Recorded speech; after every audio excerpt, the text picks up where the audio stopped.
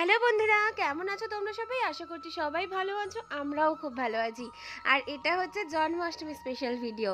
তো আগের দিন রাত থেকেই তোমাদের সঙ্গে ভিডিওটা শেয়ার করছি। দেখতেই পাচ্ছ সুন্দর করে সাজিয়েছি, মানে আমি যতটুকুন পারি সেইটুকুনি একটু মিনিচার লাগিয়ে সুন্দর করে একটু ডেকোরেশন করার চেষ্টা করেছি। ভাইয়ের জন্মদিন বলে কথা, গপু তো আমার ভাই হয় তাই না?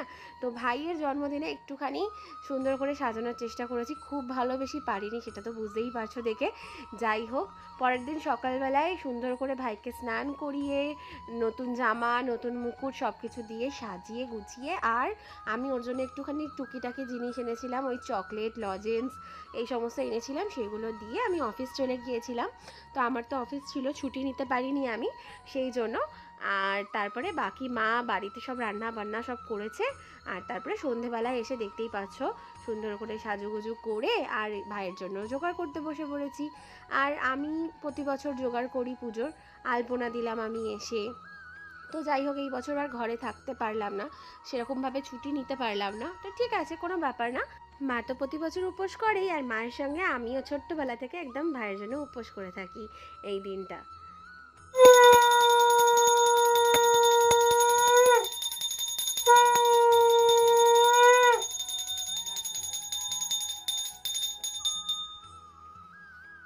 যখন আমি ক্লাস 6-এ পড়ি, আমার দিদা গপুটাকে নিয়ে এসেছিল আমাদের বাড়িতে। আমার মাকে না দিয়ে আমার দিদা আমার হাতেই দিয়েছিল, আর বলেছিল এই নে, এটা তোর ভাই, আজ থেকে তুই এর জন্য সব কিছু করবি।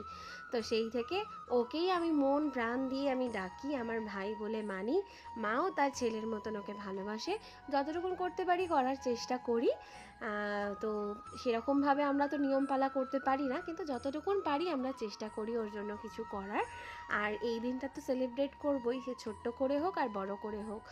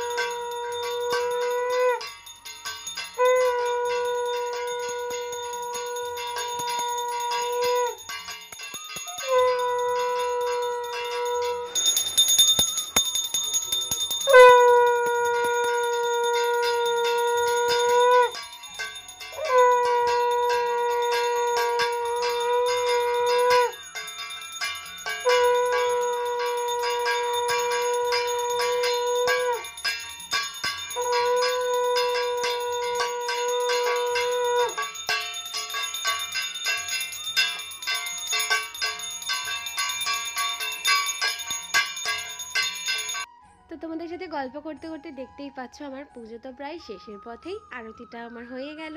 এবারে গপুকে, লোকনাথ বাবাকে, ও তোমাদেরকে তো আর একটা কথা বলাই হয়নি, লোকনাথ বাবাকেও পাশে বসিয়ে রেখেছি, কারণ লোকনাথ বাবারও তো জন্মদিন না, তো লোকনাথ বাবাকেও ওই জন্য পাশে বসিয়ে রেখেছি, মানে পরপর দুদিন দুজনের জন্মদিন পড়েছে। তো যাই হোক, আমাদের পুজো টুজো কমপ্লিট হয়ে গেছে, বাপিও তো এসে গেছে, তো ফ্রেশ হলো বাপি, তারপরে আমরা খেতে বসে পড়েছি।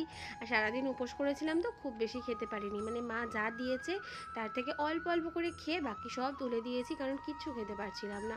তো আজকের মতো ভিডিওটা এখানেই শেষ করছি। তোমাদের কেমন লাগলো অবশ্যই কমেন্ট করে জানাবে, ভালো লাগলেও জানাবে, খারাপ লাগলেও জানাবে।